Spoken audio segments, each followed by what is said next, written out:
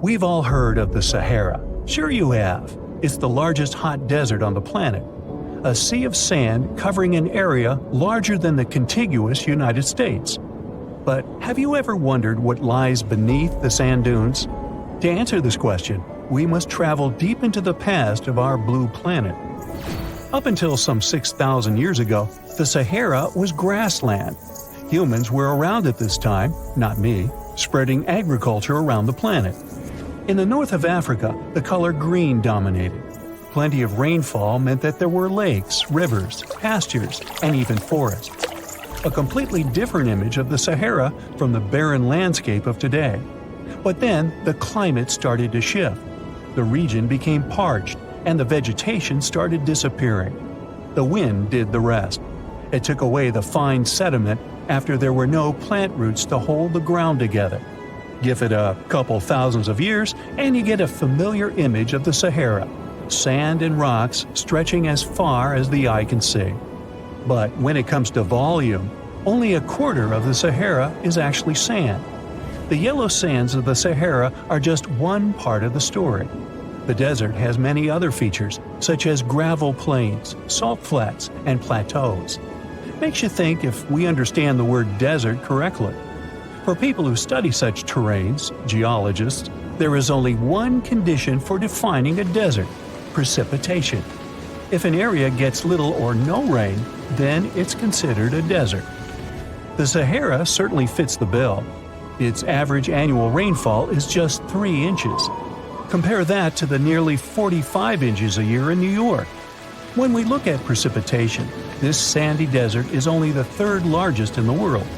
Number 1 and 2 are Antarctica and the Arctic. They are larger than the Sahara by millions of square miles. It sounds odd, but there is more than one type of desert. The first two are polar deserts, while the Sahara is a subtropical desert. But the difference in air temperature are staggering. In Antarctica's interior, temperatures plummet to minus 76 degrees Fahrenheit. Compare that to the highest temperature on record in the Sahara of 136 degrees Fahrenheit. But this desert has a cool side. At night, the temperature is roughly the same as the average yearly temperature in Denmark. This hot and cold roller coaster makes it hard to choose the right outfit when venturing into the Sahara. And what about the sand? How deep is it actually? The depth varies between 70 and 140 feet. That's not too deep. If you put the Statue of Liberty in a tall dune, half of it would still stick out of the sand. Its vast amounts in the Sahara were created by aeolian processes. That's Greek for wind. Over time, it blows and shapes the surface of the earth. In dry areas with sparse vegetation, winds erode the ground much faster. That's what happened in North Africa. Under all that sand is the bedrock and cracked clay. If you started digging, you would find the same everywhere on the planet, with one important difference. There is some type of soil covering the bedrock. This is not the case in the Sahara. Because of the arid climate and a lack of vegetation, sand covers the ground below. Over the course of thousands of years, a lot of interesting finds ended up in the desert sand. For example, there are petrified tree trunks. These are essentially preserved prehistoric trees. They date back to the time when the region was lush green. In some places, the trees of this fossilized forest are at least 65 feet tall. The wood is so well preserved that you can still see the texture and knots. There are even fossilized pine cones. In 1992, scientists found glass fragments in eastern Sahara. These canary yellow glass shards were scattered across hundreds of miles. They didn't belong to an ancient civilization, although ancient Egyptians used them to make jewelry. In fact, the breastplate of King Tut had a beautiful scarab beetle centerpiece made from this desert glass. For a long time, scientists were puzzled about the true origins of these fragments. They finally concluded that the glass was around 29 million years old. It is an impact tape. If that sounds like it has something to do with the word impact, you are correct. These rocks are formed when a meteorite hits the surface of the Earth.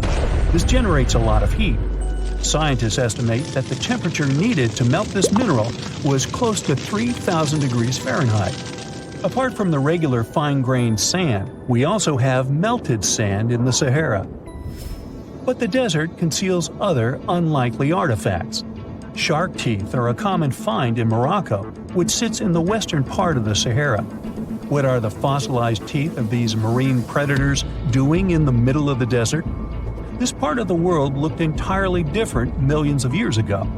There was a sea cutting right through what is now a desert.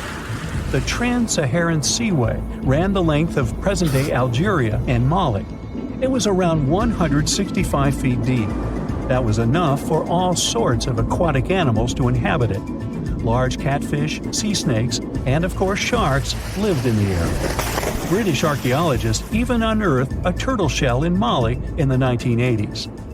For centuries, there was even an entire city hidden under the desert. Timgad was a Roman outpost constructed by the Emperor Trajan around the year 100 in the current era. For various reasons, its residents abandoned it around the year 700. The sands of the Sahara soon engulfed the city. It had remained hidden for nearly 1,000 years. Then, in the 1700s, a Scottish explorer started digging out the city.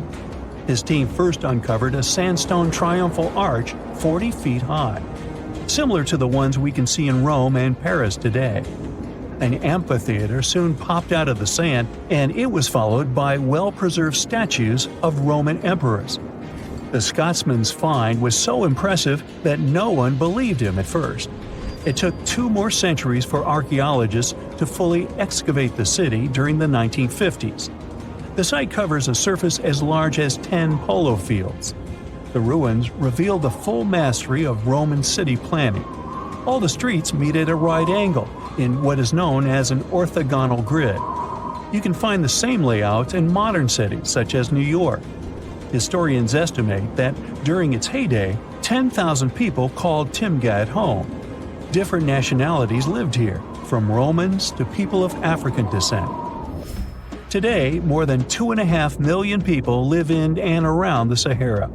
They are spread across 11 countries in total, and their living space is growing. The desert is 10% larger than it was just a century ago. This process doesn't involve sand pouring out of the Sahara. The ecosystems on the edges of the desert simply change over time. The wind blows the soil away and vegetation dwindles. The perfect conditions for the formation of a desert landscape. These changes are happening in the Sahel, a region south of the Sahara Desert. That's why the African countries have recently come together for a project called the Great Green Wall.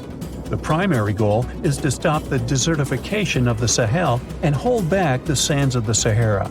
Their plan is ambitious and involves planting a wall of trees from the west to the east of the African continent. The proposed forest is not only going to be long, but wide as well. The Sahara and the Sahel share a historic bond. Since antiquity, camel caravans have been making the journey from Africa's Mediterranean coast in the north to the savannas in the south. The golden age of this trade kicked off in the 9th century. The perilous journey took several months to complete. The route was 2.5 times longer than the length of the Grand Canyon. Explorers still find evidence of these ancient caravans hidden away under the sands of the Sahara. A comfortable abode with a gorgeous view of the Mediterranean Sea will serve as a perfect rain shelter. Well, this is what a real estate advertisement might have looked like for Neanderthals 100,000 years ago. Welcome to the weird and wonderful caves you could live in, or not. Of course, back then, neither real estate and advertising had been invented yet. Never mind the fact that Neanderthals couldn't build houses and often lived in caves. Yet, one of those caves looks an awful lot like a residential building. It's situated inside a high limestone cape called the Rock of Gibraltar. If the Neanderthals had had an economy, the caves inside this rock would have cost a bundle. Navigators discovered it in 1907. They just spotted a big hole inside the fortified rock. For many years, scientists have studied this place and found some traces of Neanderthals. They discovered ancient tools in the cave and bones of old animals. But the coolest thing was, they found 4 caves inside the rock. It was like a residential complex. Neanderthals lived alongside neighbors and helped each other hunt and fish. They created feather decorations and painted abstract drawings on the walls. Imagine our ancient predecessors hanging out in these caves 100,000 years ago. And now, scientists hang out there and study the primeval past of Neanderthals in detail. At the end of 2021, archaeologists uncovered a gap inside one of the caves leading to an unknown tunnel. They crawled through this hole and opened a new space under the cave roof. This place has been closed off from the outside world for over 40,000 years. And it seems it was one of the most prestigious apartments in the entire mountain complex. It has high ceilings with ancient stalactites. The ruined stone curtains divided the apartment into several rooms. Scientists also found the remains of ancient animals and scratches on the walls. It seems that Neanderthals had never lived here, but they used to visit this place. Archaeologists found the shell of a sea snail called dog whelk. One of the Neanderthals brought it here for some reason, but the primary owners of this place were hyenas. These caves show that Neanderthals were closer to humans than to monkeys. They had a way of life and even some customs. There's still a lot of work ahead, and scientists hope to find new rooms inside this rock. Meanwhile, in 2003, archaeologists discovered another early dwelling on the Isle of Flores in Indonesia.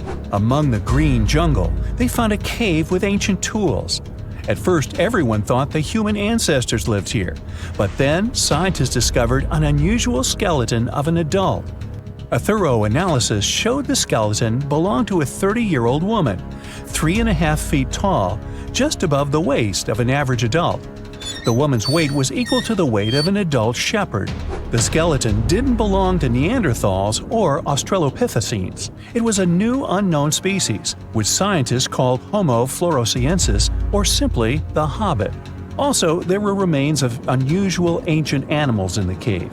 It was an elephant the size of a cow, some large storks, and giant rats. Archaeologists have found out that hobbits were not the owners of this place. The main inhabitants were the rats the size of a cat. Maybe they were fighting the hobbits. Some analysis shows that Homo floresiensis wasn't our direct ancestor. They were in a separate branch of evolution.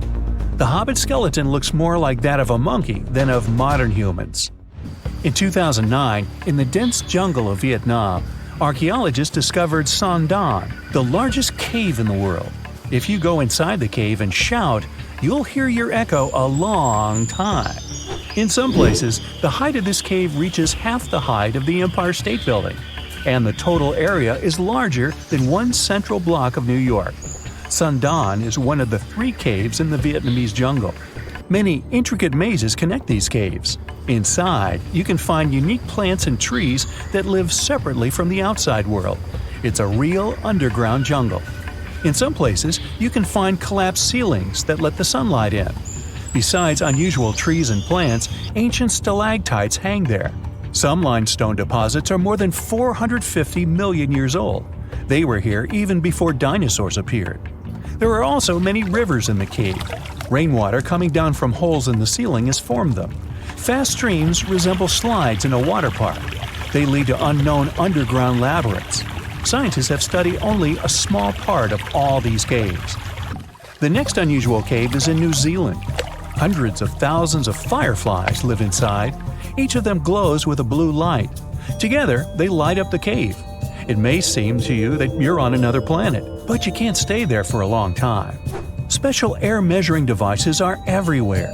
Scientists monitor the level of carbon dioxide necessary for the normal existence of fireflies. These insects are sensitive to the environment. If there are many people in the cave, or they stay there too long, the park staff will ask them to leave the place. It's like you're literally stealing oxygen from the fireflies. We've seen some pretty amazing caves so far, but how about a scary one? We're going to the desert of Yemen's Al-Mara province. What we're looking for is not a cave, it's just a black hole in the ground, right in the middle of the desert. It's big, the size of a basketball court. It's not its size that could scare you, but what's inside. Scientists are still not sure what it is. From the depths of this black abyss, a disgusting smell of rotten eggs constantly comes out, and sometimes you can hear some strange, frightening sounds.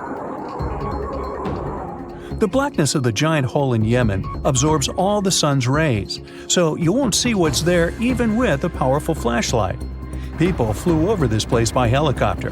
They filmed using drones and the most powerful lenses, but they didn't catch anything except darkness. It looks like a big ink spot in the middle of golden sand. The locals are afraid to approach this place.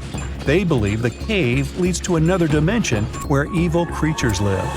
At the moment, the giant hole in Yemen is one of the most poorly studied and mysterious phenomenon of nature. How did it appear? How old is it? Where does it lead? Scientists are trying to find the answers to these questions. There are theories that the hole appeared because of construction work. Geologists drilled the soil nearby in search of minerals.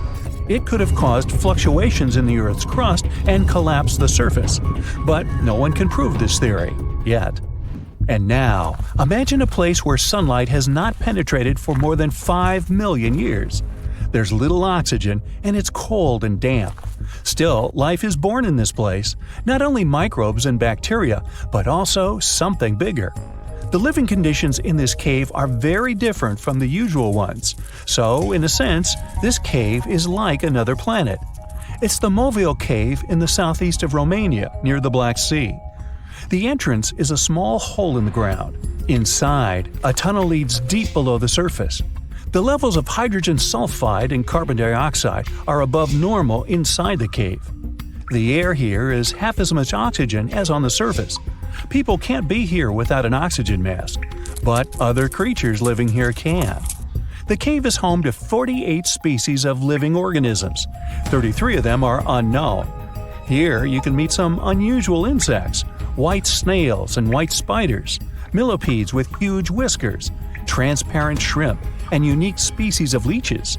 They all live here thanks to the little bacteria autotrophs.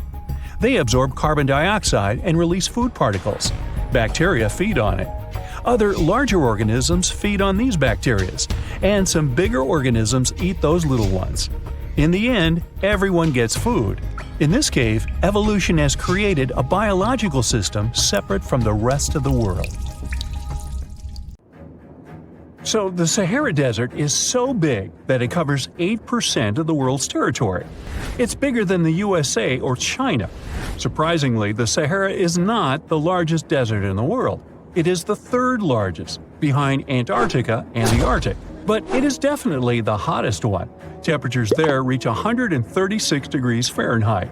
This place has some of the most incredible sand dunes you've ever seen, towering up to 1,476 feet. But here's the kicker. There's a real risk that these dunes might continue to spread until they cover the entire world. Surprisingly, the influence of the Sahara Desert extends far beyond its borders. Its dust, carried by powerful winds, makes its way to the UK and across the European continent, particularly in winter. This dust, settling on the ground where it rains, is a familiar sight to those in the UK, often leaving a red residue on cars. This connection between the Sahara, England, and Europe serves as a stark reminder of the global reach of environmental phenomena. You might think this is not a big deal, but it could turn Europe into a desert, leaving its soil infertile and Europeans with no food. Soil is a fundamental aspect of human existence, just as crucial as clean water and air. Without it, we're left with nothing but a bleak and barren landscape. The Sahara Desert has already made its jump across the Mediterranean Sea, which is concerning and could change the landscape forever. 1/5 of Spain has already turned into a desert. The next victim is Italy, which also faces the problem of desertification. In fact, almost all European countries have the same issue. According to an expert, the land that has not changed for nearly 2,000 years will become mostly rock, and people living on this land will be gone. 60% of the soil in Moldova is gone, and the problem has expanded beyond the Black Sea. It has reached China and Mongolia, thousands of miles away from the Sahara Desert. All of this causes losses of $4 billion a year. The threat is so significant that even the UN has gathered the necessary resources to solve the problem as soon as possible. Italy is sending help to Africa to stop the Sahara Desert from expanding. If this process does not stop in the next 10 years, millions will be forced to leave their homes. The Sahara Desert is growing for approximately 30 miles per decade. You do the math and see how long it will take to cover Europe. Since 1920, the Sahara has expanded by around 10%. But not all hope is lost because more than 172 countries have joined to put a stop to the desertification of the world. The World Food Program is a project that aims to help bring back green land that was once present in the Sahara. When they told people who called the Sahara home what they were about to do, the latter basically laughed in their faces and said it was impossible. But when you have a specific goal in mind, the impossible becomes possible. If we traveled back around 5,000 years into the past, we would see a beautiful forest with lush green trees and grass. Africa's climate has been changing for 21,000 years, from fantastic greenery to uninhabitable deserts. This has to do with Earth's rotation and the monsoons that bring water to this dry continent. But with the help of scientists and some clever tricks, we can bring the greenery back and stop the Sahara in its tracks. The Senegal River serves as a border between the Sahara Desert, Senegal City, and Mauritania. When you look at this area from space, you'll see how the desert is expanding to Senegal because the vegetation along the riverbank is almost non-existent. Forests can serve as a barrier, stopping the sand from getting blown away and the desert from expanding. An effort to create a great green wall is being made, and how they do it is actually quite impressive. Nothing has been growing in the currently restored area for more than 40 years, making locals find other places to call home. People were thrilled when they saw that the land could be restored. They're very committed and learn to work with the soil and grow food. At the same moment, more than 30,000 hectares have been restored and transformed into lush greenery. The Sahel region is the starting point of desertification, and it is crucial to establish a green wall in that area first. To make this wall is not rocket science, since it only takes a few simple steps. The ground there is baked by the sun and as hard as a block of concrete. If you've ever poured water on concrete, you know that it just flows away. It doesn't stay in one place. So they had to create water-retaining half-moons that would hold the water and make it available to plants.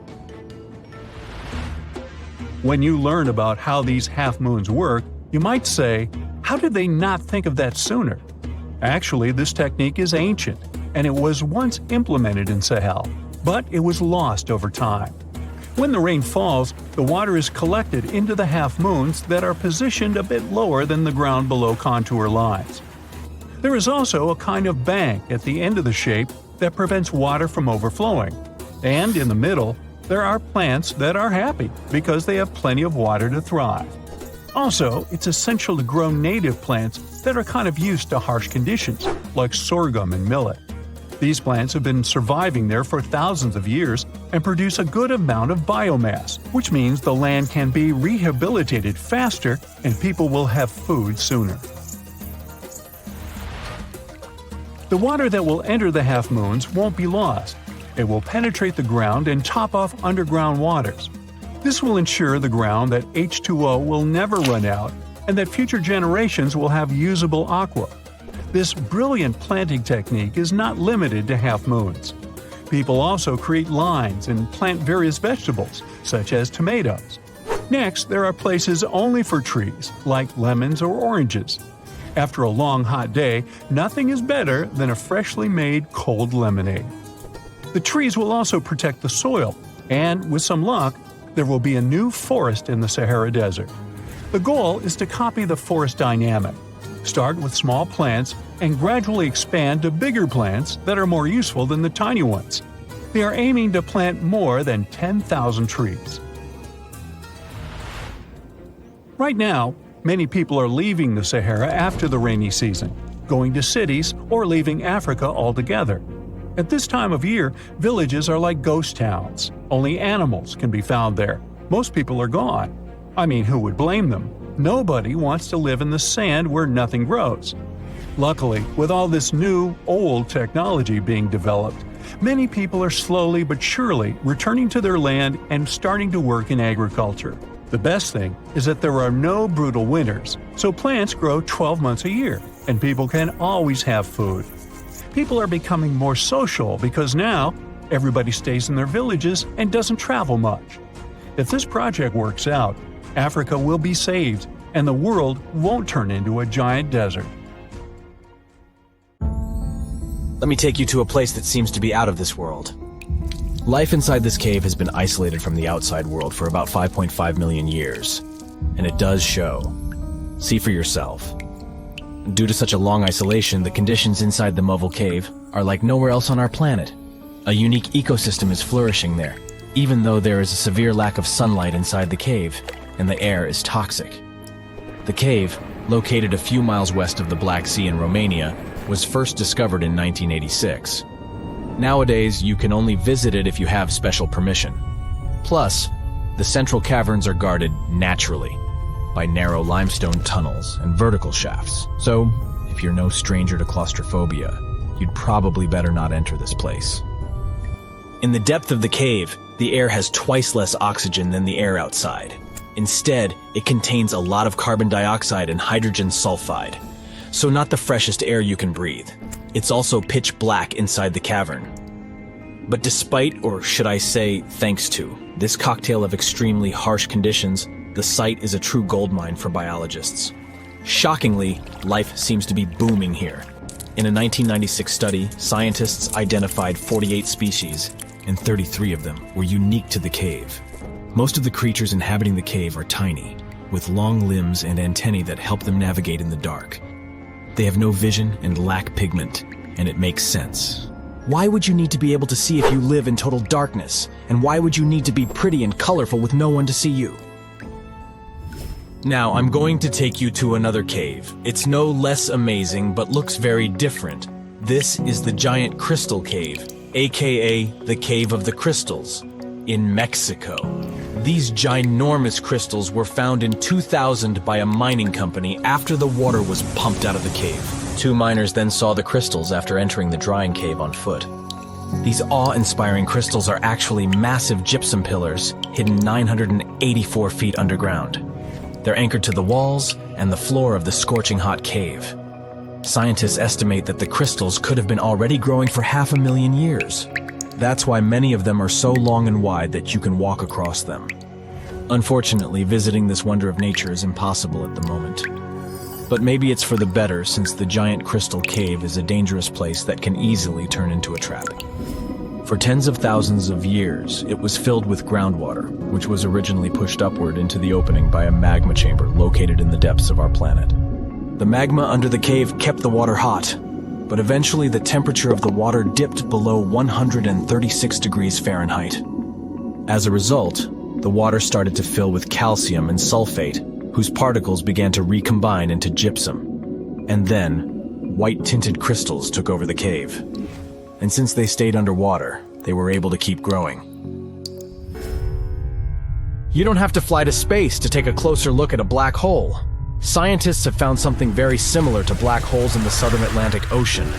A black hole has such an enormous gravitational pull that once something gets pulled inside, it doesn't have any chance to escape.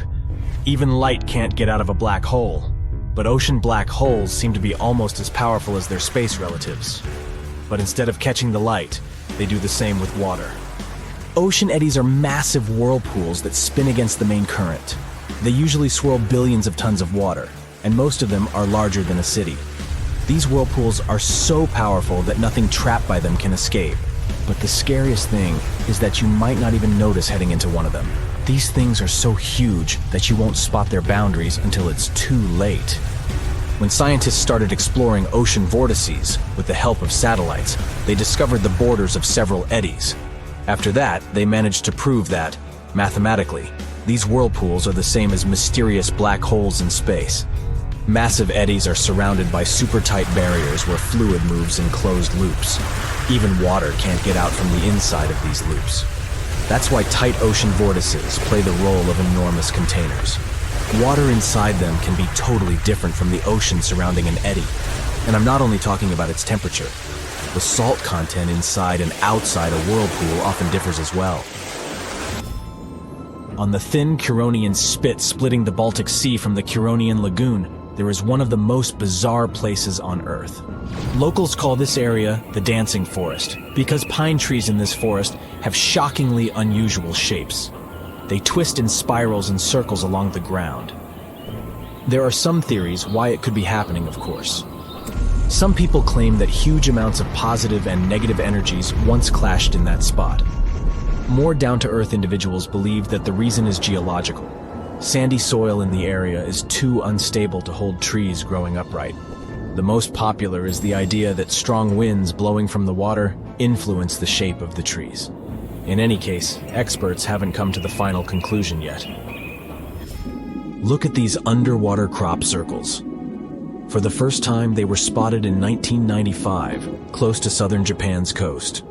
Local divers called these 7 feet wide structures mystery circles. The enigma had been plaguing many minds for almost 16 years until the culprit was finally caught. Imagine the researchers' surprise when it turned out to be a male pufferfish. The fish needs a bit more than a week to build one circle, and the aesthetics are obviously crucial. A male is swimming inside the circle, digging valleys in the sand with its fins. But that's not all. The fish also use shells and corals to decorate particular parts of their circles. This whole build-a-circle thing has a practical purpose as well. The way a male fish swims pushes the sand toward the center of the circle and creates a mound which later serves as a nest. The next mystery on our list is in the Caribbean. Just off the coast of Belize, there's a giant sinkhole. That's the Great Blue Hole. It's about 1,000 feet across and more than 400 feet deep. Once, a long time ago, this hole was a cave. But then rising waters filled it, making it collapse in on itself. The deeper you'll descend into the Great Hole's crystalline waters, the darker it will become. You'll see tons of stalactite-filled caves there, but entering them is extremely dangerous, unless you want to get hopelessly lost. Once you reach a depth of 50 feet, you'll notice that the water is shimmering. That's the invisible line dividing the sinkhole's salty top from the freshwater abyss. You might want to turn back right now. Who knows what you might come across in the murky depths. There was an old Amazonian legend that told about the river that was so hot that it boiled. And it was believed to be just a legend until Peruvian geoscientist Andres Russo questioned if the river could be real. All experts denied such a possibility. After all, hot rivers do exist, but only in the areas where there are volcanoes. As for the part of the country mentioned in the legend, there are no volcanoes in that region. But Andres Russo was too dedicated to give up. And in 2011, he finally located the river from the legends. The water in it was indeed steaming hot. Its temperature was 186 degrees Fahrenheit, not boiling, but pretty close to this point. But what shocked the researcher the most was the size of the river. One could think that the almost boiling water was the result of the activity of an underwater hot spring.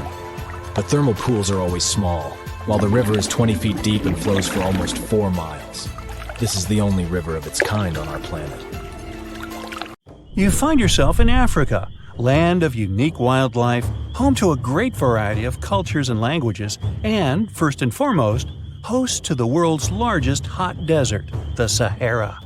It's daytime, and you are thirsty for some water and shade. You've been walking for days, trying to find one of those precious-looking oases. You feel you're near, but the horizon just keeps stretching and stretching. Your mind is tired, and your body is feeling all the heat. It's like you've eaten a full plate of hot pepper and then some more, judging by how much you're sweating. And when I say hot, think 100 degrees Fahrenheit hot, on average. No wonder this is happening. After all, you find yourself in the world's biggest hot desert. Now I say hot desert since the biggest deserted landscapes are actually the cold ones, located in Antarctica and the Arctic. Icy Antarctica's frozen desert is more or less the size of 1 million LAXs. Yep, the Los Angeles International Airport. The Arctic Desert is just a bit smaller than that. Now, in case you don't know, the Sahara Desert is located in northern Africa, stretching from the Atlantic Ocean all the way over to the Red Sea. It occupies an area large enough to place approximately 100,000 Disney World theme parks side by side. According to scientists, its boundaries are expanding. Deserts usually form in the subtropics because of what's called Hadley circulation. The air rises at the equator and descends into the subtropics. This circulation of air has a drying effect, which helps the formation of desert landscapes. Since the 1920s, the Sahara is considered to have expanded by over 10%. How is this happening? Well, let's start from the beginning. You probably know the Sahara Desert as one of the most inhospitable places on Earth today.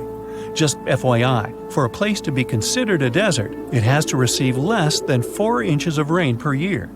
Due to the very small precipitation index, deserts are usually dry and arid places. There is little humidity in the air, and daytime temperatures can go as high as 130 degrees Fahrenheit. Usually, there isn't that much animal and plant life because of the lack of water. But in the Sahara's case, it wasn't always like that. It may be difficult to imagine northern Africa without the tons of sand it has today. But about 20,000 years ago, the Sahara was actually one big oasis. Recent discoveries show clear evidence of what the scientists now call the Green Sahara. In the mid-1800s, a German explorer crossing the Sahara encountered some paintings and engravings that nomad artists had left behind. What he saw in those paintings looked nothing like his actual surroundings. Instead of an arid landscape with only camels and desert vegetation, the rock paintings depicted jungle animals like giraffes and hippos. There were even images of livestock and grazing animals, such as cattle and sheep, something that seems impossible for modern-day Sahara. Artists usually draw what they see around them, so this finding really intrigued the German explorer. The drawings were so detailed that the artists must have had close contact with those animals.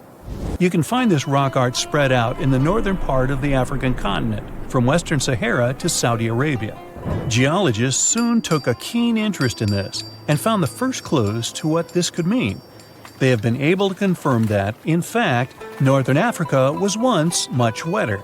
They found evidence from nearby deep-sea sediment off the coast of Mauritania. Sampled cores of underwater sand and mud, known as Saharan dust flux, show geologists that, indeed, a green Sahara was possible. The more dust is blowing off of the desert and into the bottom of the ocean, the drier the climate in the region. The sediment cores show that there was much less dust, only half as much, coming off northern Africa during the humid period. This period has to do with Earth's natural cycles. Normally, the Earth rotates at a tilt of 23.5 degrees, but this angle is not consistent and changes over time. Earth's tilt is responsible for the amount of sunlight each hemisphere receives. It affects several ecosystem functions on the planet. During the time of the Green Sahara, the Earth received between 4 and 8% more sunlight than it does today. So when the Earth tilted about 20,000 years ago, the northern hemisphere received more direct sunlight, which affected humidity levels in the region. As the northern hemisphere got warmer, this affected monsoon activity, more specifically the West African monsoon. Monsoons are wind systems that affect a region's rainfall index and humidity levels. As a part of the globe gets warmer, it allows for more air to rise. It combines with the wind to draw moisture up into the atmosphere. Little by little, northern Africa also became wetter. The increased moisture made the Sahara so wet that there were actual bodies of water in the region. As vegetation grew, the plants held onto moisture better than bare sand could. There is evidence of natural basins throughout the Sahara and lakes so big they would fit all of the U.S.'s Great Lakes inside of them. Archaeologists uncovered evidence of vibrant societies in what are now arid areas.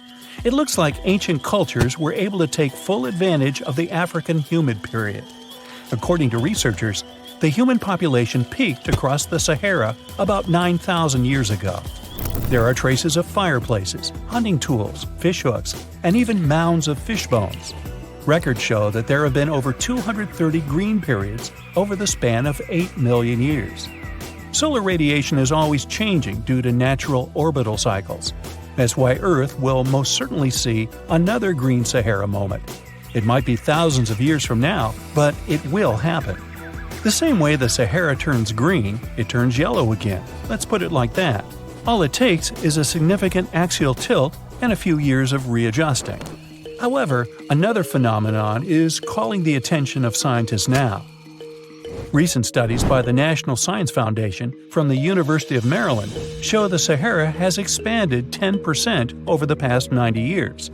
This phenomenon is called desertification, which literally means fertile land turning into desert land. The Sahara Desert is now advancing into the semi-arid region of Sahel.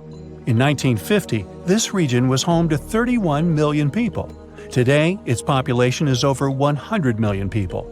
This rapid population growth has largely contributed to the Sahara's expansion. Farmers that were once nomads began settling down. Land usage grew more intense, aiding in weakening the soil. The demand for food has caused an overcropping of the land, so even more of it is turning into the desert now. The study also shows that natural climate cycles can affect rainfall in the Sahara and the Sahel. Scientists affirm that all deserts fluctuate, not only the Sahara. A desert's boundary may expand in the dry winter and contract during the wetter summer. South of the Sahara lies the Chad Basin. It is a natural body of water that now serves as an indicator of the Sahara's expansion. The Chad Basin is located in the region where the Sahara is advancing southward. An atmospheric and ocean expert from the University of Maryland explains that rainfall has reduced greatly in the entire region. Due to reduced rainfalls, there is less water across the entire basin, and even Chad Lake is drying out. Just like the Sahara, the Atacama Desert in Chile, deemed the world's driest, is also expanding.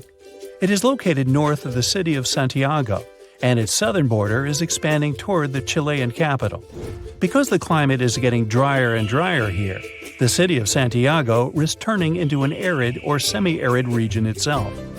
The once fertile valleys of local rivers that lived on agriculture and livestock for many generations are losing their revenues as Chilean land is turning into a desert. Since 2010, Santiago has received only a third of its annual rainfall. Outside of the city, farmers are digging holes in search of blue gold, or simply put, water. The situation here is very similar to that of Sahel. So tell me this, were you as surprised as I was to find out what has been happening in the Sahara region? Feel free to share in the comments below. Researchers have found almost 1,000 previously hidden Maya settlements in the tropical lowlands of what is now northern Guatemala. They did it with LIDAR, light detection and ranging lasers, which they used to scan areas from the air. The region we're talking about is pretty vast. All those structures and buildings they saw over there stretch across about 650 square miles. And these spots were supposedly occupied thousands of years ago. It seems all these structures were pretty densely packed, so people lived close to each other. They had at least 417 ancient villages, towns, and cities where they could identify boundaries. These structures and buildings were actually a part of a state that looked like a kingdom. Some of these settlements were built as sports courts, civic, ceremonial, and religious centers, and residential homes. There were also massive palaces, platforms, dams, pyramids, and causeways across that area. People who lived there also had reservoirs where they collected water. So, they needed the power to organize thousands of specialists and workers. And they also needed many skilled people to build such structures without the technologies we have today.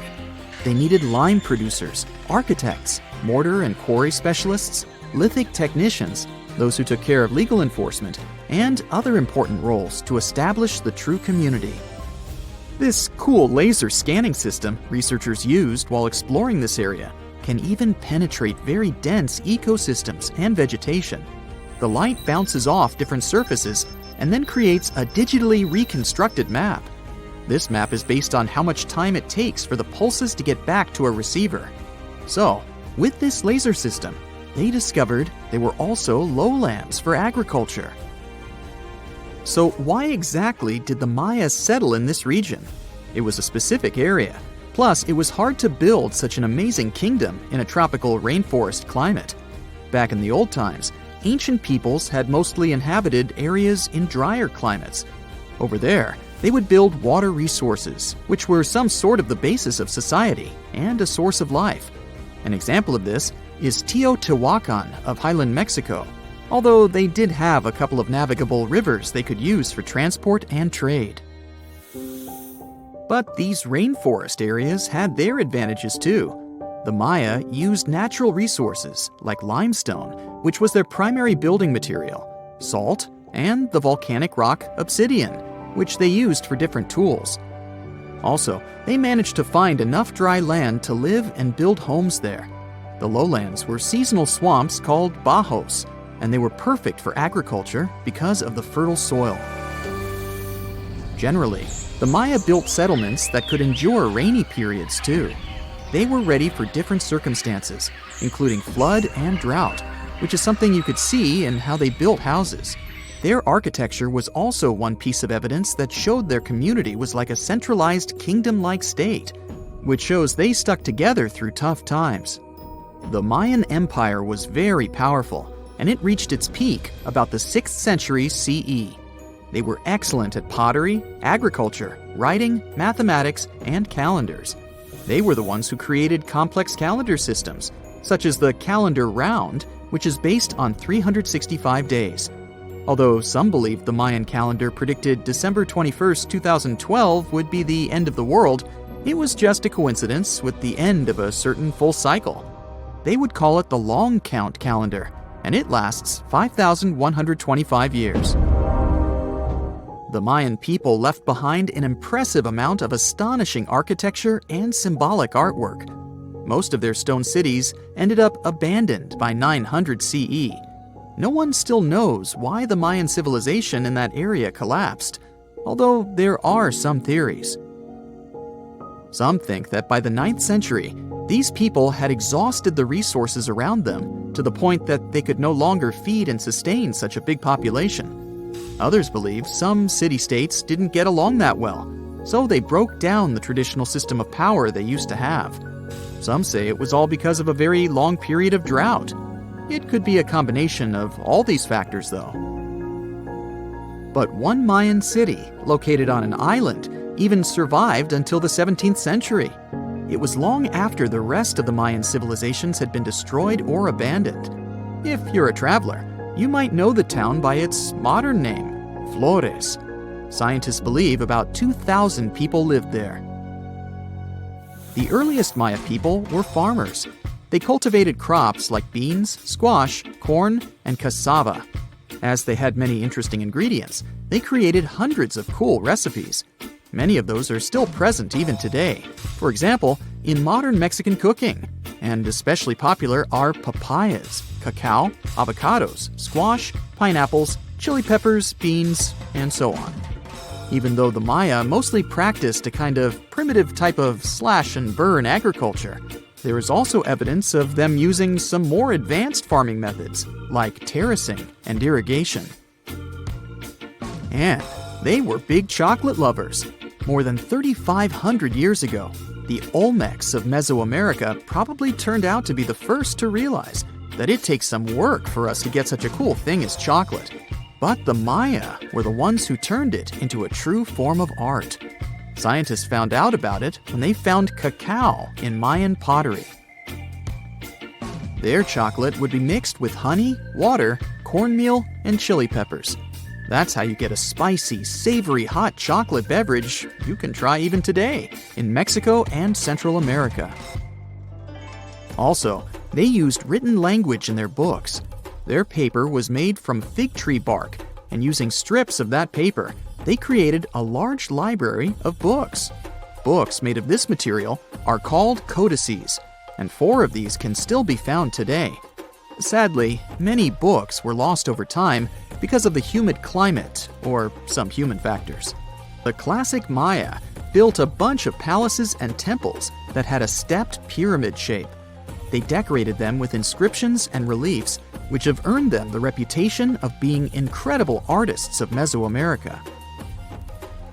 For the Mayans, flat foreheads were the most desirable thing on someone's face. They were generally really into aesthetics, and having a flat forehead was one of the main things where you could meet their highest aesthetic standard. They also like to glam up their looks with makeup and clothing. Also, the Mayans were master tattoo artists. Actually, they were one of the first civilizations that started doing such forms of body art. They had a rich culture and believed in many things, such as fairies. Many civilizations across the globe believed in these mythical creatures, which had different names everywhere. The Mayans called those creatures aluxes. They would make sculptures of aluxes from wood or clay, take them to the forest, and hide in some secret spots. The Maya believed these sculptures would come to life during the night and take the role of guardians of their land, animals, and crops. The Maya believed caves were entrances that led to the underworld.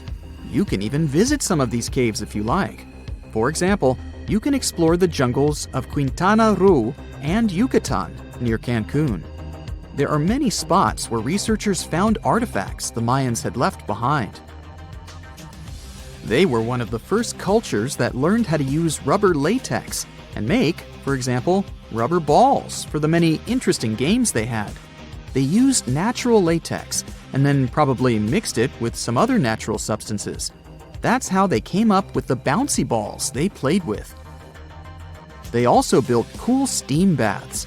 The Maya had structures made from stone that looked like something we know today as bathtubs. Plus, they were building heated stone structures we know as sweat houses.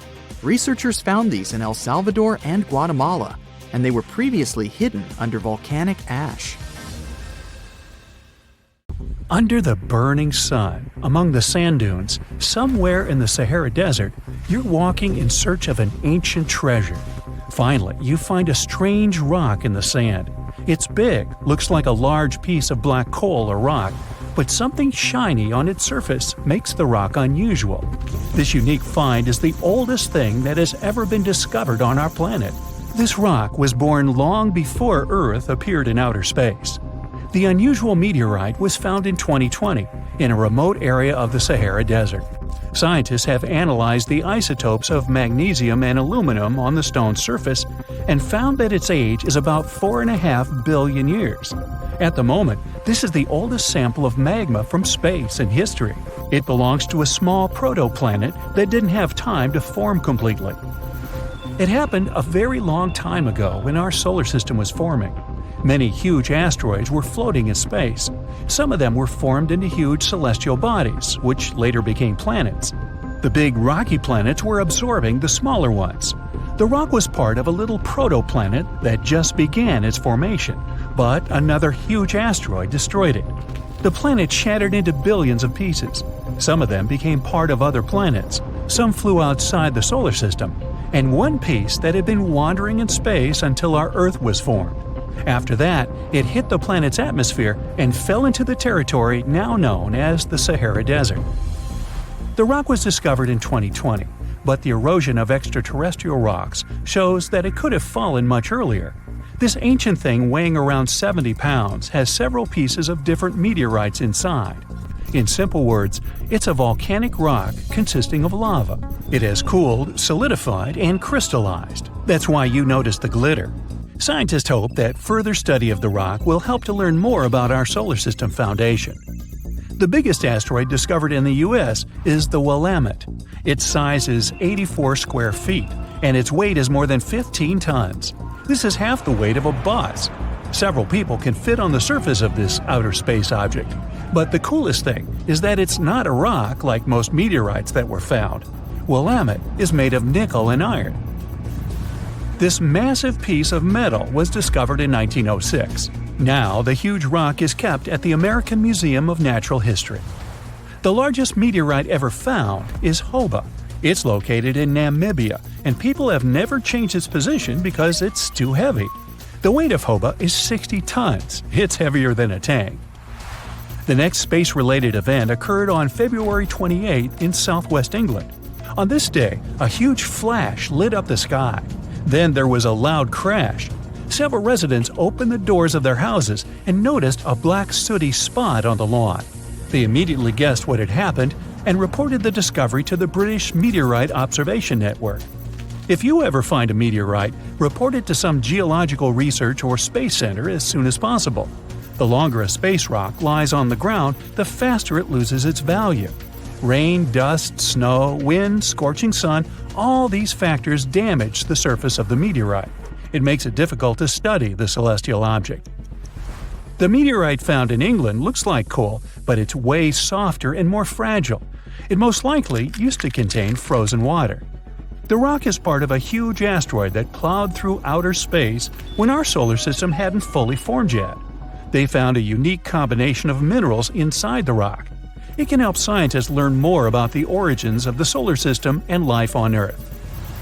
Now we're heading to Germany, to the small town of Nördlingen.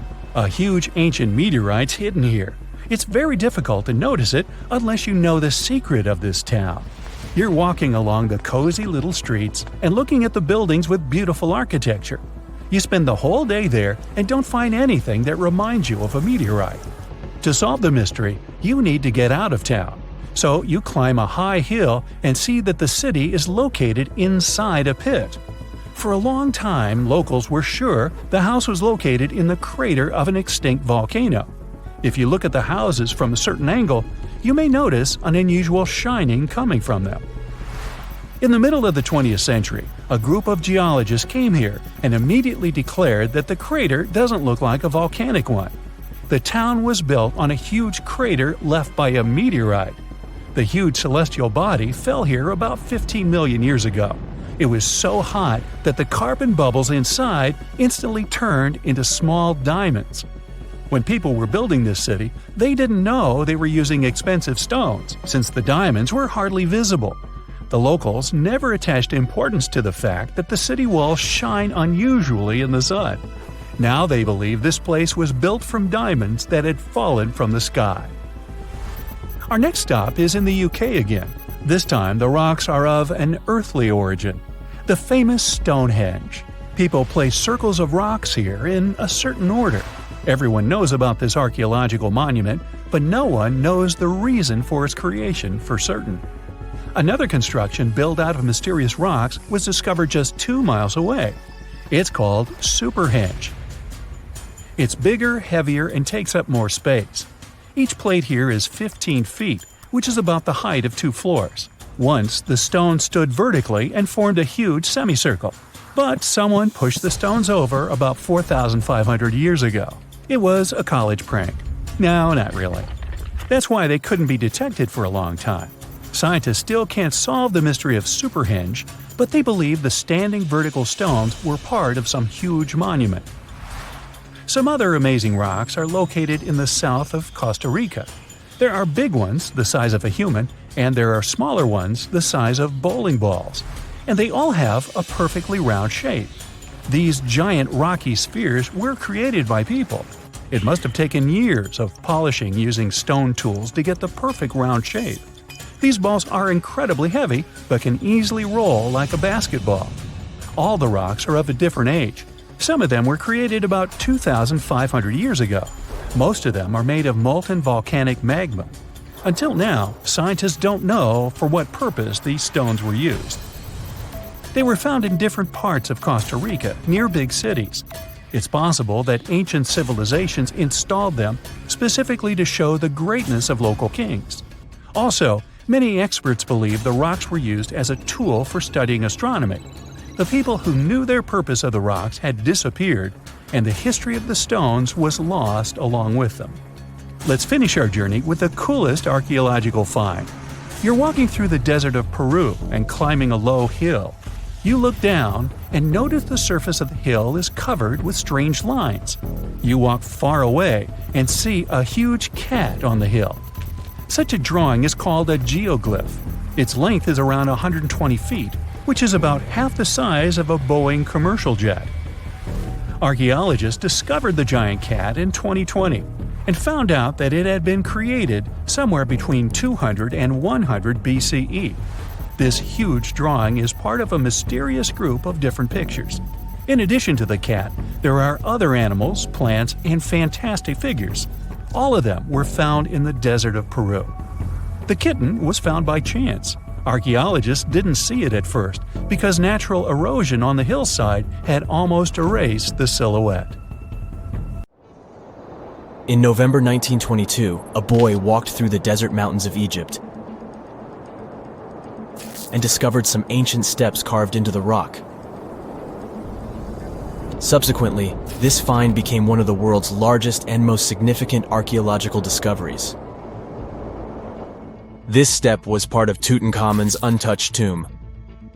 Archaeologists found about 5,000 ancient objects, including jewelry, fabrics, painted vases, and funeral masks. You've probably seen one of them. It has become one of the most recognizable attributes of ancient Egypt. More than 100 years have passed since then, and now humanity has finally become close to another large-scale discovery, the tomb of Cleopatra.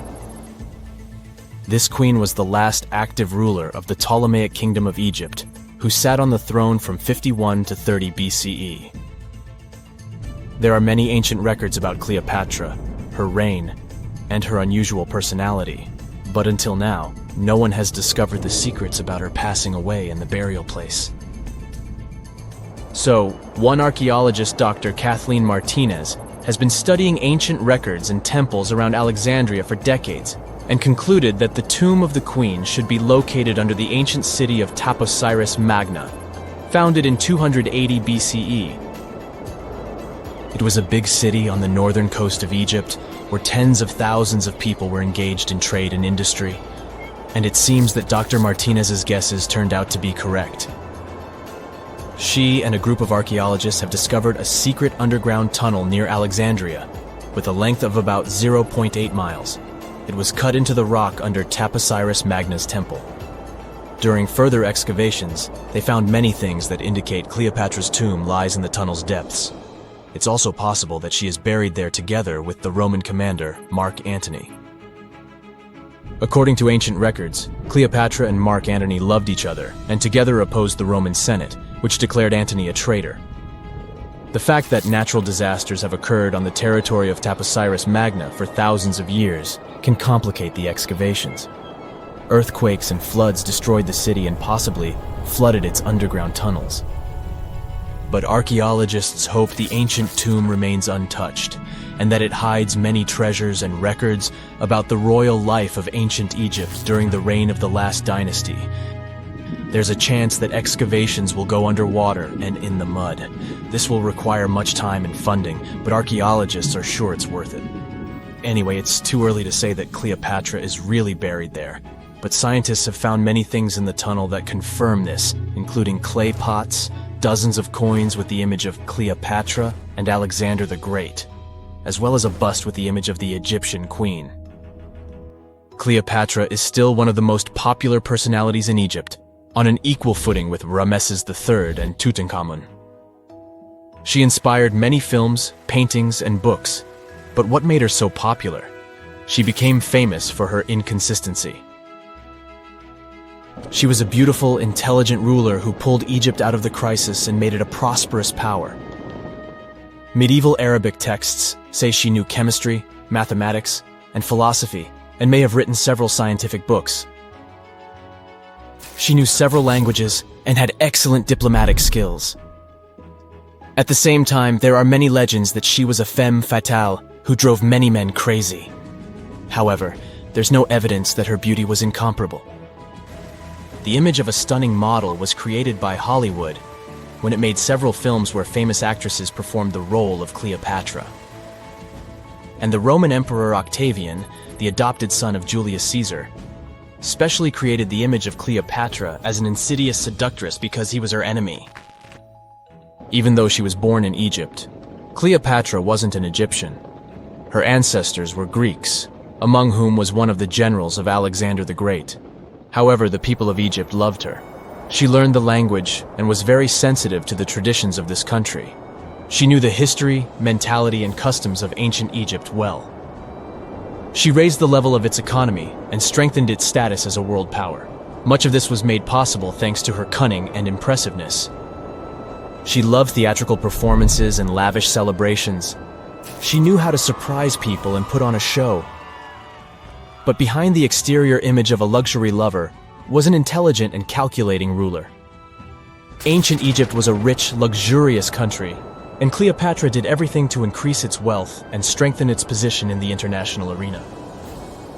For example, she was once in conflict with her brother Ptolemy XIII Odd. The queen knew that she wouldn't be able to resist him, so she decided to attract Julius Caesar to their side. The Roman emperor arrived in Alexandria, where Cleopatra wanted to meet him, but Ptolemy knew about her plans and was about to prevent her from coming to Caesar. Then, instead of a rich and noisy arrival, Cleopatra decided to make her visit inconspicuous. She wrapped herself in a carpet or linen bag the emperor's servants carried into Caesar's private chambers. Cleopatra emerged from the carpet and impressed the Roman emperor with her beauty and determination. As a result, they fell in love with each other and became close allies. After some time, she impressed another influential Roman for diplomatic purposes. She arrived to meet Mark Antony on a golden barge with purple sails and silver oars. Cleopatra was dressed in the image of Aphrodite and sat under a magnificent canopy. Her servants dressed like cupids and were blowing her fan and burning incense. But Cleopatra created such a show for a reason. She knew that Antony revered Greek mythology and considered himself the embodiment of Dionysus. As a result, he was so impressed with this woman that he ended up marrying her. Cleopatra defended her crown, strengthened her alliance with Rome, and bore Antony 3 children. In Egypt, they threw big parties and enjoyed wealth with power. However, the relationship of a high-ranking official with the Egyptian queen caused a scandal in Rome. Octavian was Antony's primary opponent in the struggle for power, so he exploited the situation to darken the competitor's reputation. He used propaganda to make Cleopatra an insidious seductress in the eyes of Roman citizens. He accused Antony of succumbing to her charms. The Roman Senate supported Octavian and declared Cleopatra an enemy. In 33 BCE, this conflict reached a high point when Antony's navy clashed with Octavian's fleet. The latter won and forced his enemy to flee to Egypt with Cleopatra. According to some records, they took refuge near Alexandria. Pursued by the Romans, they hid in one of Cleopatra's palaces and met their end. Some legends say that Cleopatra was an expert in poisons. She provoked a venomous snake, a viper or an Egyptian cobra, to bite her. Also, according to another legend, she pricked herself with a poisonous needle. There's a theory that Cleopatra always carried an ampule with poison inside her hairbrush. And when she was cornered, she soaked the needle with this poison and pricked herself.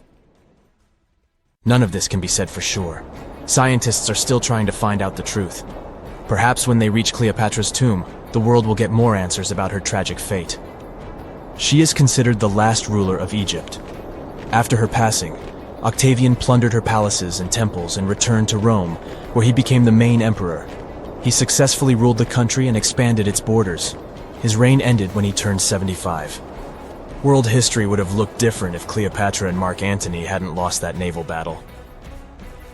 By the way, did you know that more time has passed between Cleopatra's reign and Neil Armstrong's flight to the moon than between the reign of the Egyptian queen and the construction of the Great Pyramid of Giza?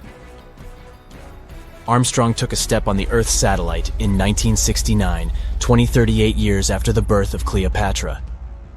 And the construction of the pyramid took place in 2560 BCE.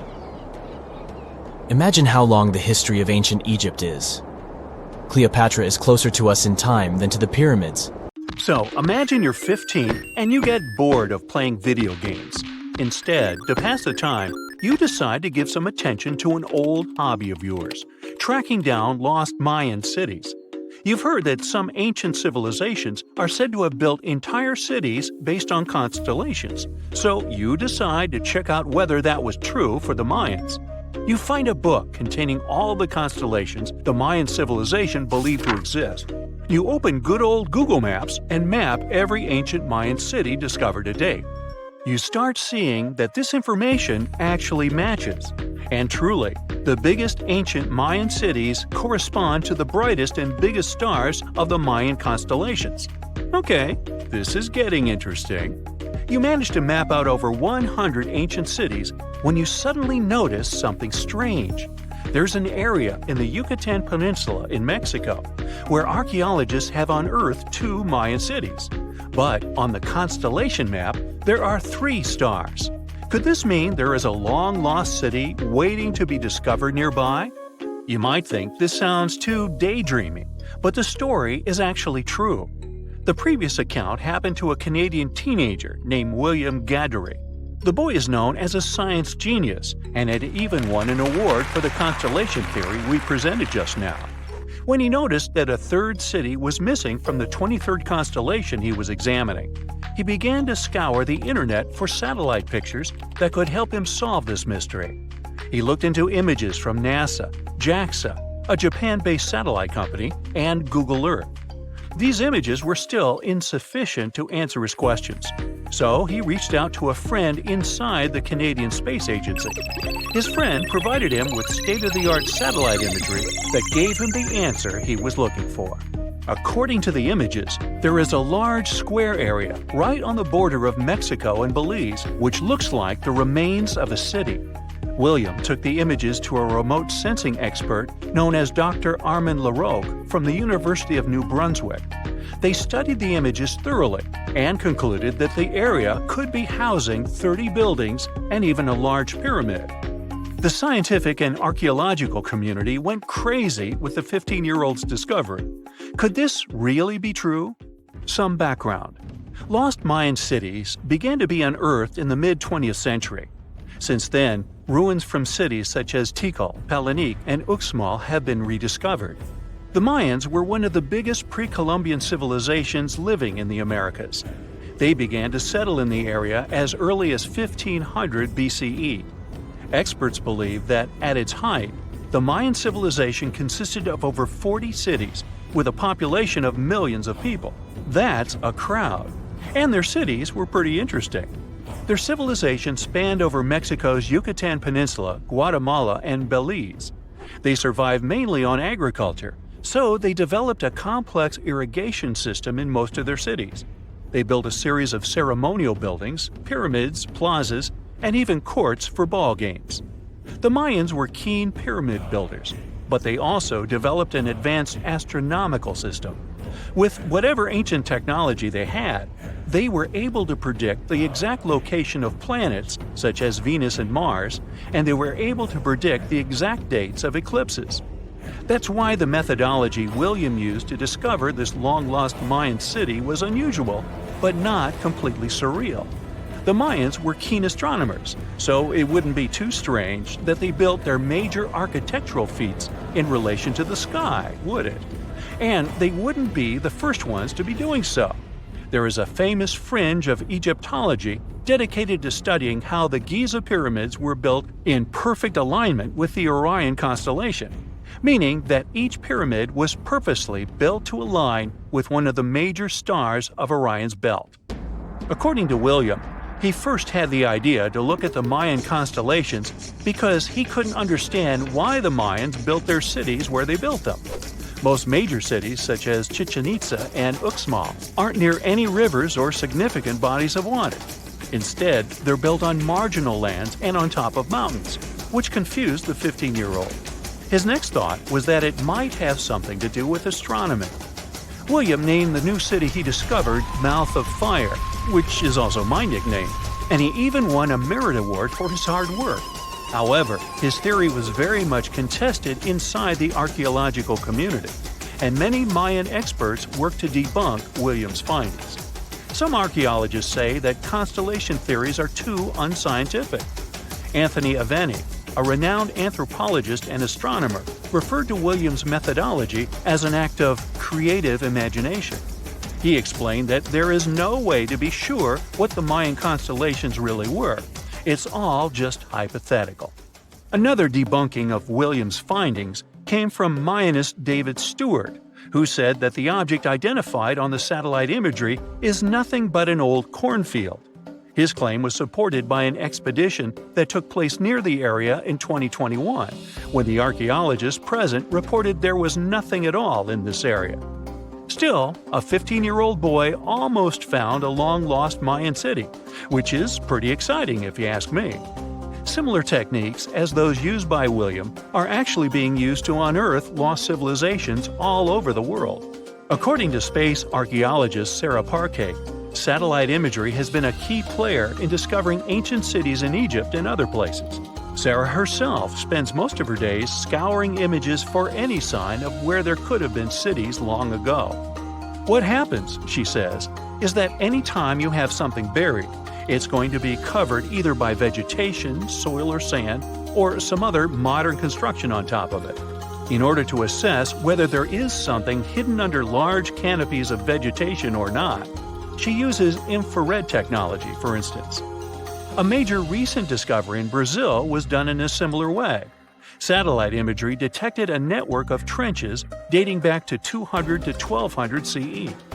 These suggest settlements that could have supported around 60,000 people.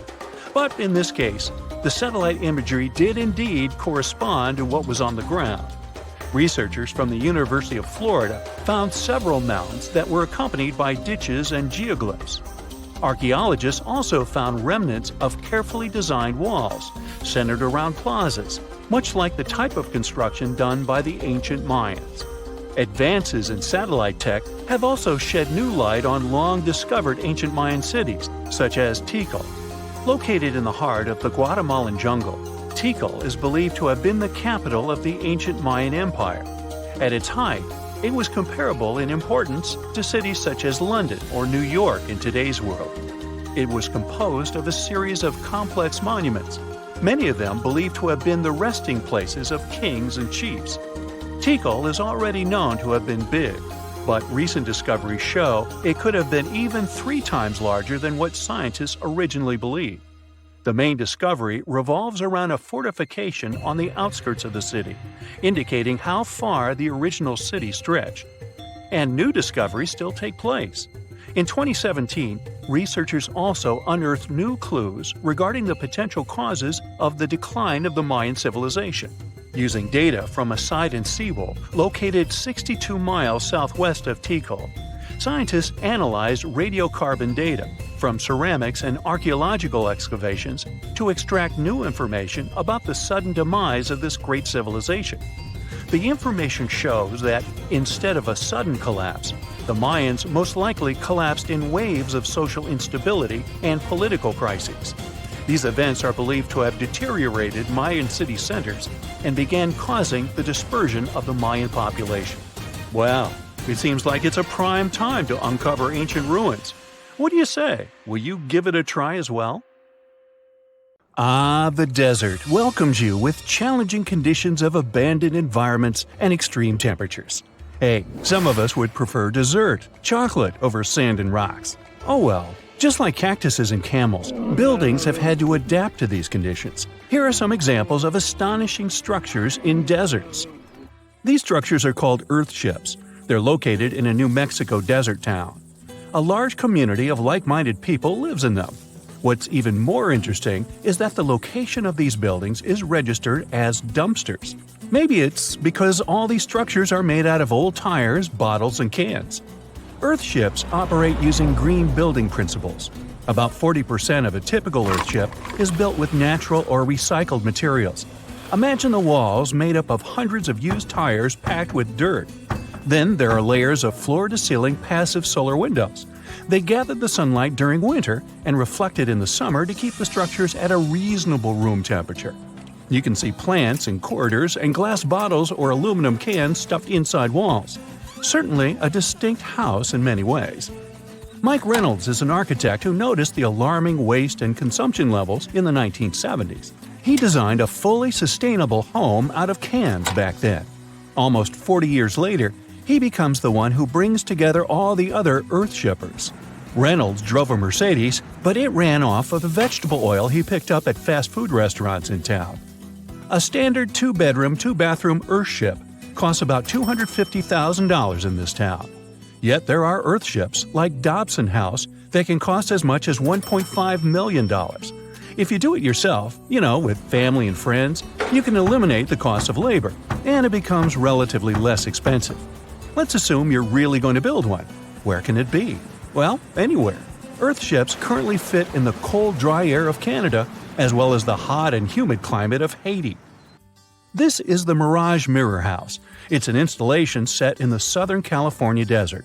Mirage opened in 2017 as part of a contemporary art exhibition. It's composed of mirrors.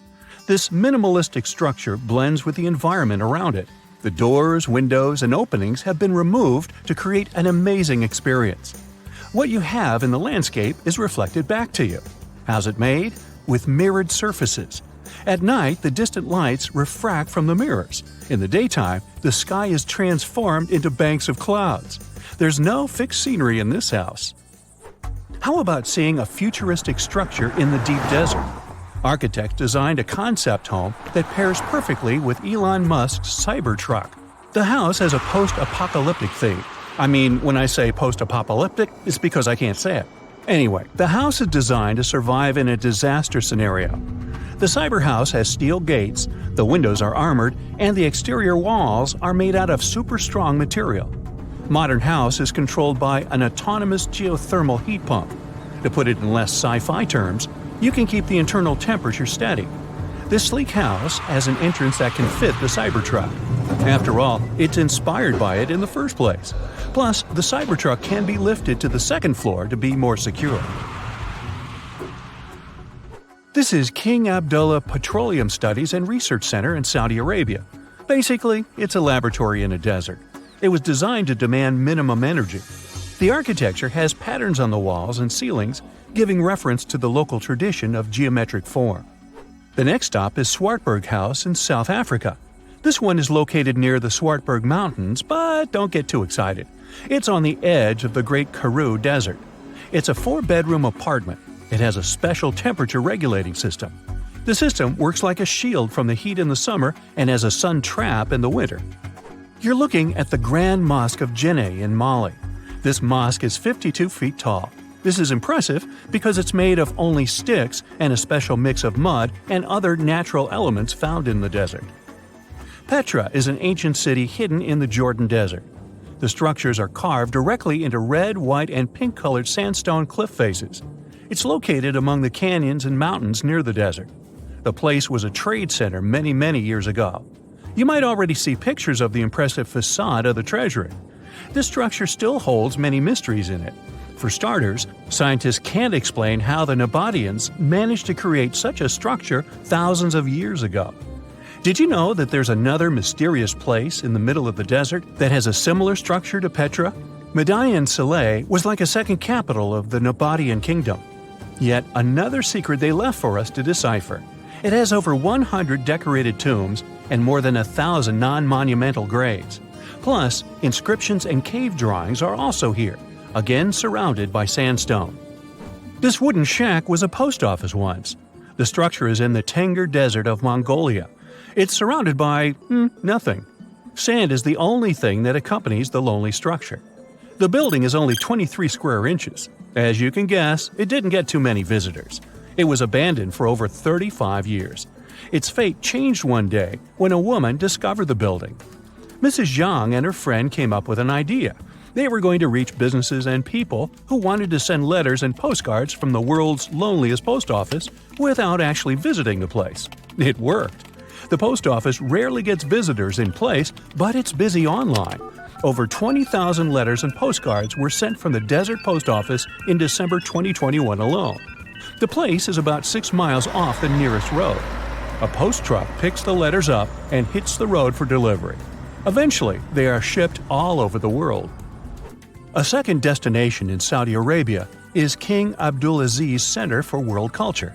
The building has an interesting design. It took nearly a decade to build this complex structure. It's a 321-foot-tall tower which stands out with its look. Stone Matters Pavilion is a stone structure in Palestine. The structure spans a surface area of 93 square inches. It has been built entirely out of 300 interlocking stones that mutually support each other. The concave roofs, and yes, they look like giant bowls, are designed that way to collect rainwater. The structure is in Iran. Interestingly, in Iran, the evaporation rate is 3 times faster than the world average, so this bowl-like design comes in very handy. It captures the water in a way that the water can form a single mass as a whole before it evaporates. The outer shell of the roof system collects rainwater, but it also works as an additional shading. It makes air move freely, designed like a cooling mechanism for both roofs. Eco Lodge in Egypt is the next stop. The project is built in a place that overlooks the desert and is constructed using locally available materials like sun-fired bricks and palm wood. The building is an example of traditional architecture. There's a water basin that lets in the air to keep the interior cool. A worthy mention is the CID Interpretation Center in Chile. Chile's Atacama Desert is among the top tourist destinations in the country. To help the tourists, architects designed a visitors center as part of the infrastructure for the wind farm. Here, the cold winter months don't freeze people because the large windows make the most of solar heating. What's even more interesting is that the building is designed to go completely dark at night. Imagine you somehow bumped into the building by accident. Black Desert House is a building respecting the stars. At night, this house goes completely dark. It dissolves into the night, so the stars can appear more prominent. Now, any mysterious desert buildings you know that aren't on this list? Let us know in the comments. Endless hot deserts seem lifeless at first glance. But among these sands, you can meet dangerous and sometimes creepy creatures. Some of them can only cause health problems, but some can stay in your memory forever. Let's get to know them, starting with dangerous ones and finishing with real nightmares. So, you're walking through a desert and see a big teddy bear with open hands. You understand that it's probably a mirage, but still, you come closer. You were right. It's not a plush toy, but a giant cactus. There's something strange about it. Thanks to some strange fluff, the branches resemble the arms of a teddy bear. However, this is not fluff, but thousands of thin needles, and they are the reason you shouldn't come closer. The cactus is called the jumping cholla, or teddy bear cholla. It grows in the desert areas of Arizona and in the northern part of Mexico. Don't worry, this cactus won't attack you, but it will cling to your skin or clothes if you touch it. Such a fur coat protects the cactus from animals, creates shade, and saves it from heat. The lateral branches are the most important parts of the plant as they carry out photosynthesis and accumulate a large amount of moisture inside. So, despite all the danger, the cactus can be helpful for desert wanderers. And the danger here is needles. If you look closer at them, you will see they have the shape of hooks. One touch, and hundreds of thorns are already in your finger. It's pretty difficult to get rid of them, and the needles cause unpleasant, painful sensations. But the coolest thing about this cactus is the way it reproduces. The plant clones itself in a new place. When animals and people pass the jumping cholla and touch it, the cactus gives them a small piece of itself, along with the needles. As soon as you throw this piece to the ground, it takes root and starts growing. The degree of danger is rising. The next monster from the desert is running toward us, and that is an ostrich. Many think these animals are cowards hiding their heads in the sand. You will most likely change your mind if you're unlucky enough to meet one. Usually, ostriches are not aggressive, but you should run if you come closer to their nest. On the other hand, you won't be able to do that because ostriches move at a speed of 43 miles per hour.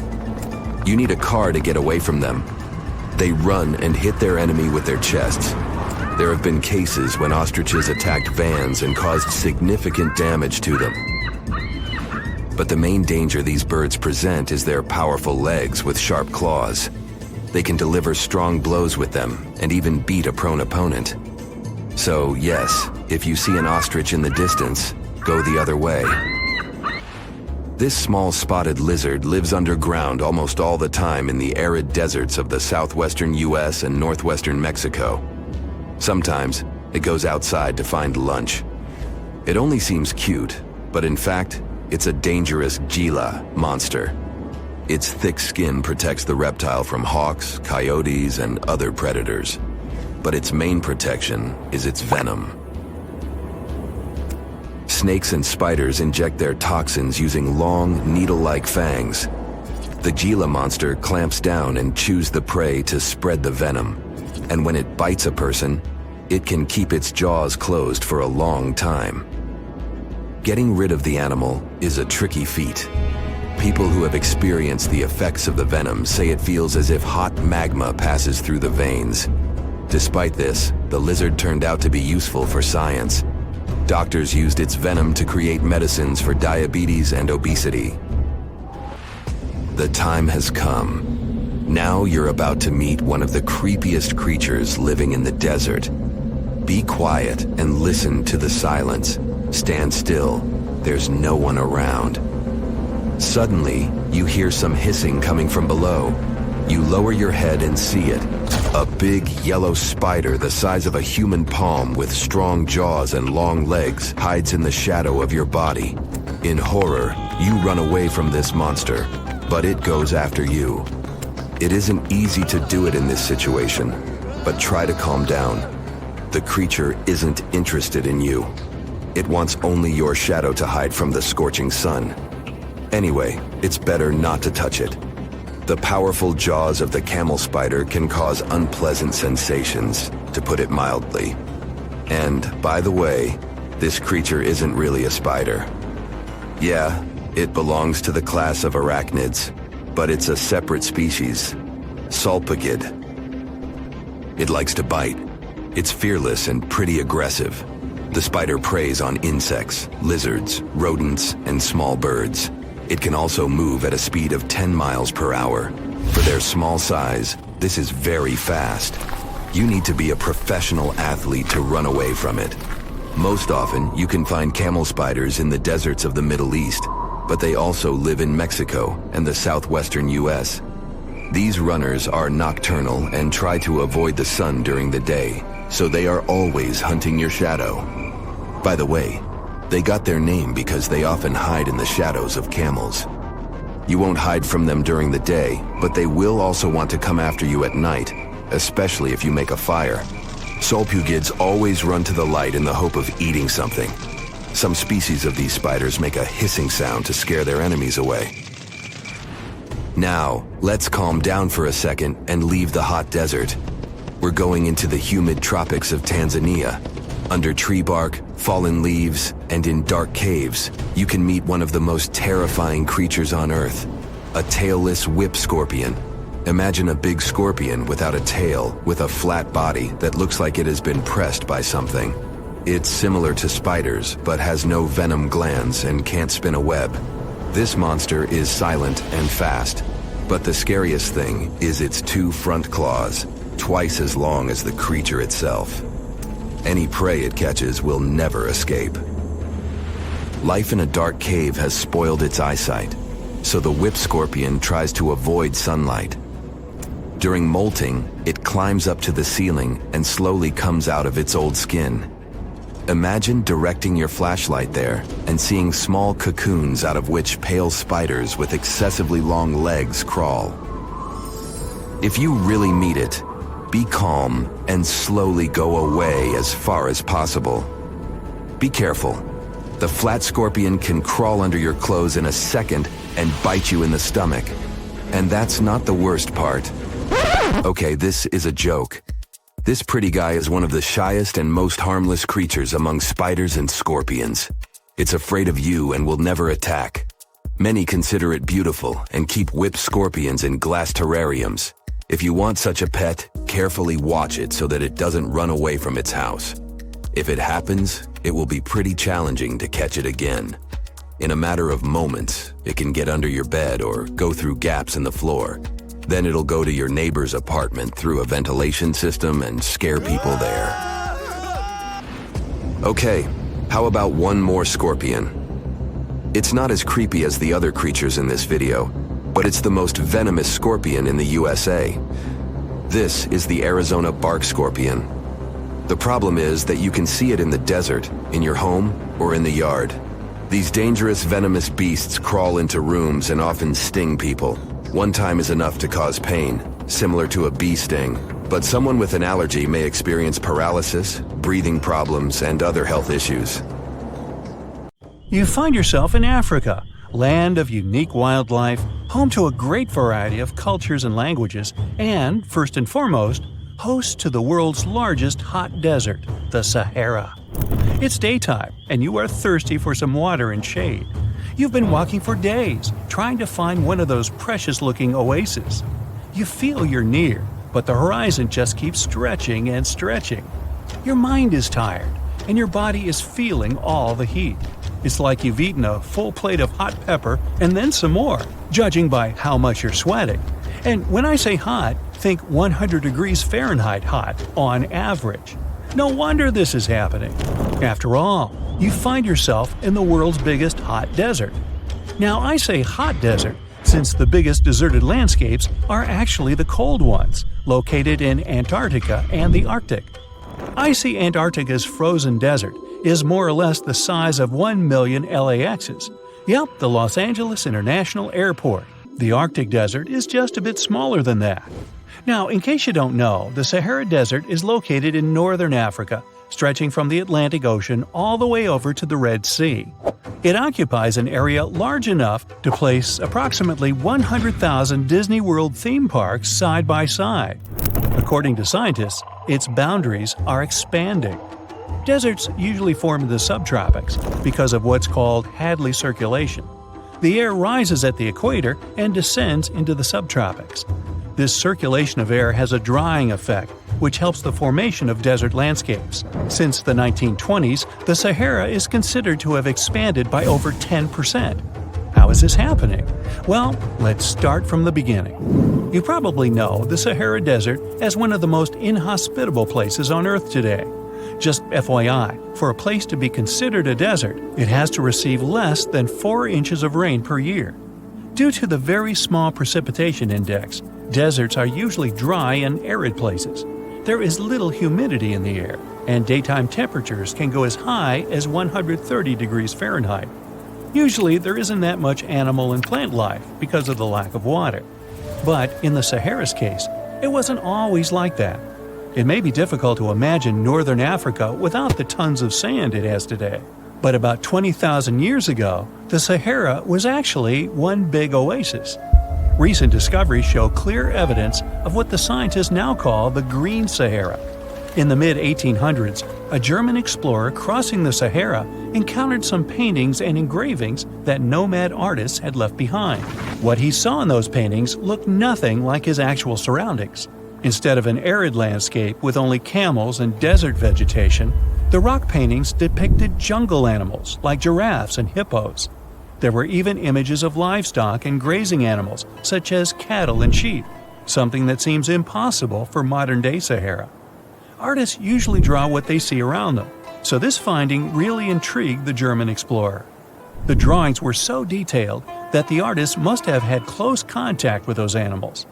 You can find this rock art spread out in the northern part of the African continent, from western Sahara to Saudi Arabia. Geologists soon took a keen interest in this and found the first clues to what this could mean.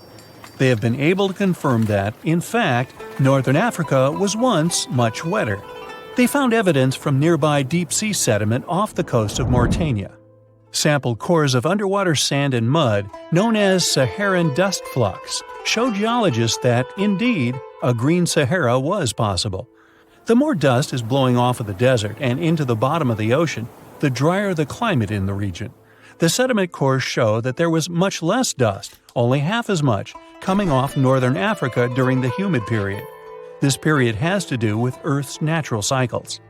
Normally, the Earth rotates at a tilt of 23.5 degrees, but this angle is not consistent and changes over time. Earth's tilt is responsible for the amount of sunlight each hemisphere receives. It affects several ecosystem functions on the planet. During the time of the Green Sahara, the Earth received between 4 and 8% more sunlight than it does today.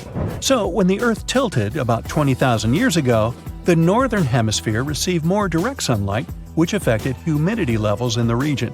As the northern hemisphere got warmer, this affected monsoon activity, more specifically, the West African monsoon. Monsoons are wind systems that affect a region's rainfall index and humidity levels. As a part of the globe gets warmer, it allows for more air to rise. It combines with the wind to draw moisture up into the atmosphere. Little by little, northern Africa also became wetter. The increased moisture made the Sahara so wet that there were actual bodies of water in the region. As vegetation grew, the plants held onto moisture better than bare sand could. There is evidence of natural basins throughout the Sahara and lakes so big they would fit all of the U.S.'s Great Lakes inside of them. Archaeologists uncovered evidence of vibrant societies in what are now arid areas. It looks like ancient cultures were able to take full advantage of the African humid period. According to researchers, the human population peaked across the Sahara about 9,000 years ago. There are traces of fireplaces, hunting tools, fishhooks, and even mounds of fish bones. Records show that there have been over 230 green periods over the span of 8 million years. Solar radiation is always changing due to natural orbital cycles. That's why Earth will most certainly see another green Sahara moment. It might be thousands of years from now, but it will happen.